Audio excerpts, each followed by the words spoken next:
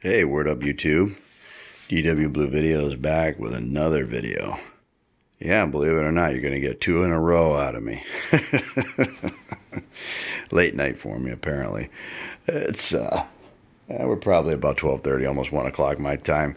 I got home from work and figured I'll make a couple videos and try to get you guys up to date on some things I got going on here. I know I was doing the bike thing, and I still am doing the bike thing, but I figure, what the hell? I owe it to you, to my subscribers, and any other new subscribers, to do a few more RC videos. So I'm gonna get 2 more out here. All right, so let's get started. And before we get started, though, let me give a thumbs up and a big cheers to my fellow new subscribers that I had acquired. Thank you, and welcome to my channel. I don't get on here probably as often as I should, and I do ramble on a lot, so hopefully that doesn't bother you too much. So what we're dealing with here is we have 2 Hpi Ventures. Now, I remember in one of my old videos, I said that I had a new product that came in from Hpi, and I didn't want to reveal what it was yet. And I can't remember how far back, how many videos that was ago. That had to have been a good 4, 5, 6 videos ago, maybe. And, well, I decided to get off my butt and go ahead and give you it. So here you go. What you're looking at is my daughter's Sandstorm Hpi Venture with a set of gearhead wheels with Proline 1.9 BFG all-terrain TA tires. She's got the same thing on all 4 corners. And me, I have a set of the same BFG all-terrain tires with a set of Proline, what are those, Denali, or I can't remember, Reflux, I can't remember what the hell the name of the wheel is. But anyway, basically the Ventures are the same. There's really not much in the way of modifications to mine or my daughter's. I did do a couple of upgrades to mine, but overall they're pretty much the same. Here, we'll go ahead and we'll just do mine, since, like I said, hers is basically bone stock, except for just the tires and wheels. I gotta try to get you a better view of this damn thing here. This isn't working out for me. All right. As you can see, there's a stock tire on the back. It's a functional tire. Remove this here, the center cap, remove the nut, and this tire actually comes off and actually can function as a spare tire. Next thing I did was from Boom Racing. I put on the antenna. I mean, what kind of off-road vehicle would it be without an antenna, right? I do have some upgrades coming for this. We're going to be doing some upgrades to these real soon, mine and my daughter's. So anyway, you're going to have to remove the body. You're going to have 4 clips. You're going to have 1, 2, 3, 4 up here, and then you got 1 more in the back, and that 1 more in the back is going to be right there. I went ahead and removed them for the sake of the video, so you don't have to wait for me to play with it. So what you do here, you take the tire, after you remove the clip, you pick it up like that, you swing it out of the way. This little piece here fits into this here. And as you can see, HPI didn't really skimp out too bad. I mean, they put the Toyota sticker, the FJ sticker, and then the wiper. I did put a couple of stickers on here as well from places that sites I go to and places I buy from, blah, blah, blah. All right, let's go ahead and pull this body. Okay, let's start underneath. The links, yes, the links. The stock one comes with plastic ones, you say? Yes, it does. And lo and behold, the rear end on these vehicles are also 3-linked, not 4-linked. This one's got 4 links. Why? Why is that? Well, RC 4x4 Performance Stainless, company I buy from, guy on Facebook, really nice guy. If you're looking for good stainless steel links, which I didn't want brass, I wanted stainless because they don't rust. Fantastic guy to go to. Again, I'm not sponsored by anybody. I'm just telling you where I get my stuff from, what I personally recommend. I don't honestly care where you go get your stuff. It's up to you. You know, it doesn't bother me one bit. Another thing you're going to want to do is on the rear drive shaft and the front drive shaft, check your compression when you compress when you bring down your suspension. On the stock length, they're actually a hair too long. These actually will bind before the suspension fully compresses. If you fully compress the suspension, you don't have to do this. I did it. I just took a little bit of material off both ends and, you know, inside and this end here, and then, you know, sanded it down and cleaned it up. And I turned the shafts around so that way the female end is the driving force to the male end that's going to the shafts on the front and the rear. That way no dirt can come in the other way and start prematurely wearing your shafts out. So just a cheap little mod, upgrading a mod there for you.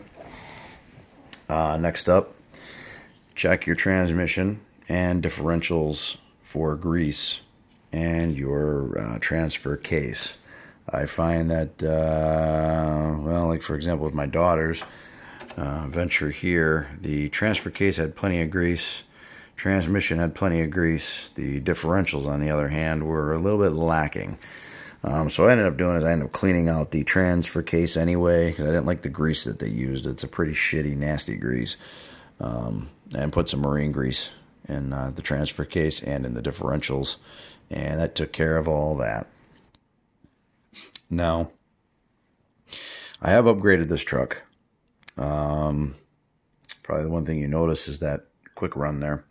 That is the Hobby Wing Quick Run 1080 ESC, and it is 3S Lipo Compatible. It does come with a program card. It just works, dude. You can change your voltage, BEC voltage, from 6 volts to 7.4. Now, this particular Venture, I emailed HPI on to find out if the TF40 radio system, here's the TF40, that's for mine. I even put the sticker and wrote Venture on it, so that way we know what the controller was for. I emailed HPI to ask them what the receiver can handle, and the receiver can handle 7.4 volts. So I went ahead and set this up actually for 7.4 volts originally, and I did add to Castle Creations BEC. I did waterproof this with what's called conformal coating. All I did to waterproof it was I took the wires and held it up, and then I just dunked the whole thing in the conformal coating, let it dry, and then dunked it again, let it dry, and make sure I got a good coating all over it, and pulled the power wire from the ESC, and then you know, pulled that off the plug of the receiver and heat shrunk that up, and then I plugged the BEC, this, and the receiver and the steering servo all into the receiver, so that way receiver is getting everything. So it and some people don't want to do it that way. That's the way I do it. I haven't had any issues so far, so I just run it that way. Next thing you're going to see is this big 550 can motor, and you're wondering what is going on with that. Well, I will show you.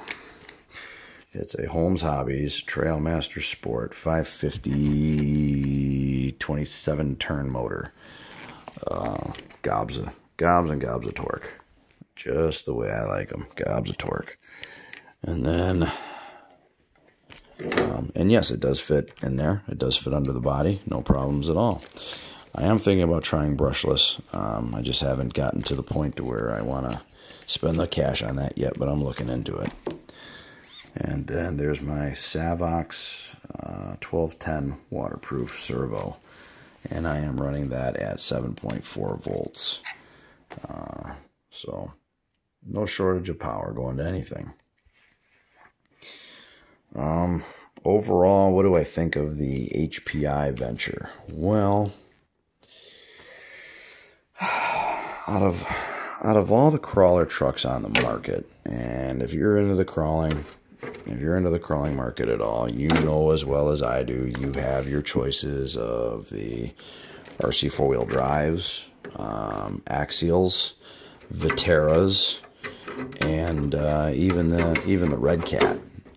Now, one thing I gotta say is that Red Cat, especially over the past 2 years now, has had a real up and coming following, and that's because of what's been going on in the market.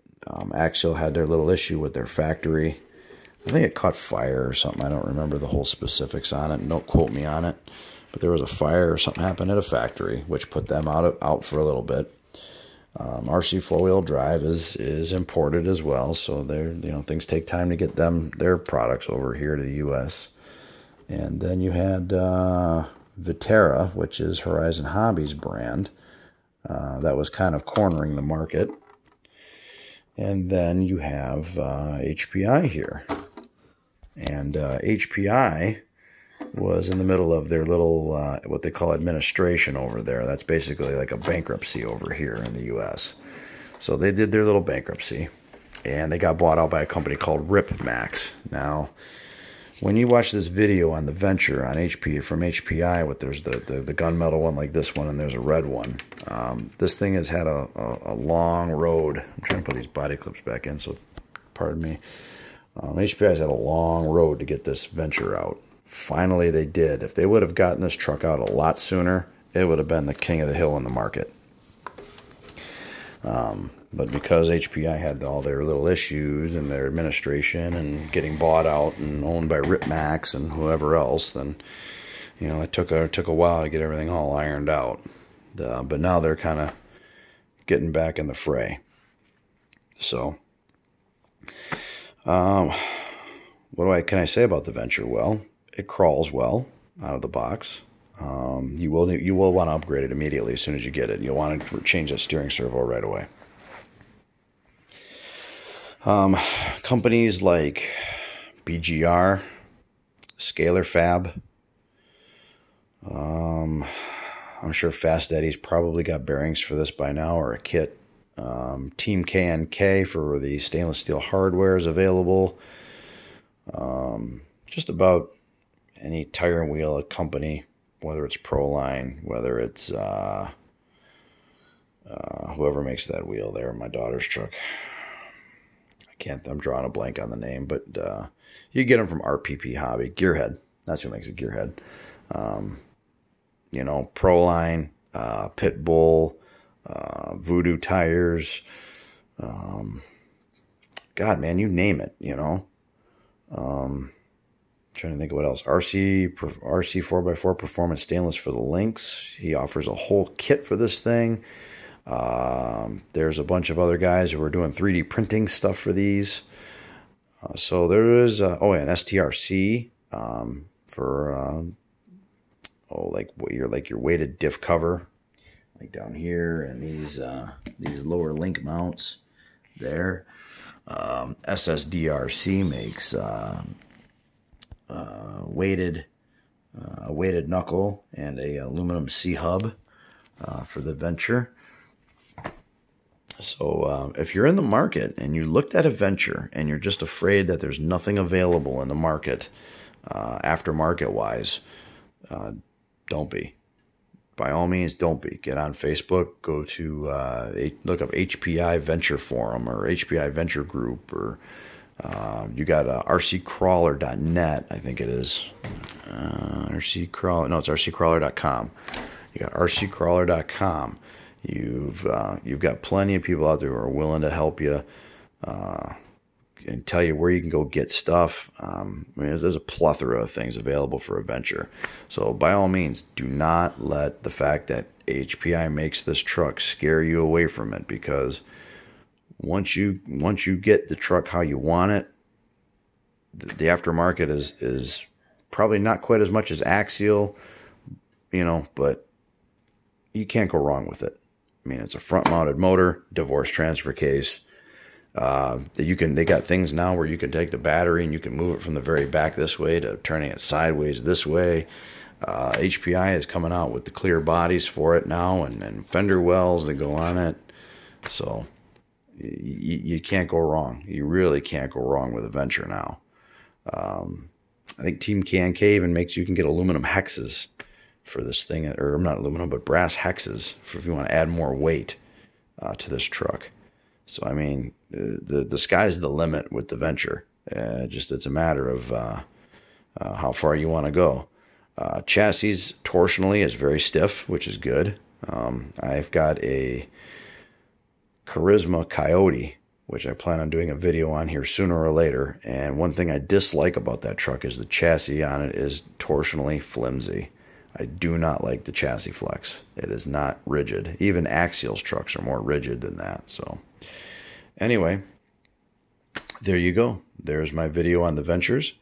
I hope you enjoyed. I can go over a controller real quick too here, real fast.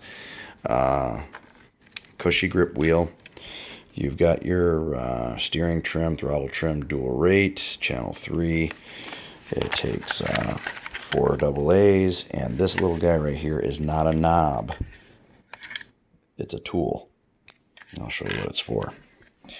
It's for adjusting your end points for your steering. It goes in here, and it's little pots. You can turn these little pots for your throttle and for your steering. So bear in mind, in case everyone doesn't know what this is for. They see this in the bottom, they don't know what it's for. Now you know what it's for. It's for those pots on your bottom of your controller. Anyway, there you go, YouTube. Battery's dying on this phone, so you enjoy. I'm going to finish this and I'm going to bed. Have a good night. We'll see you on the next video. Peace out.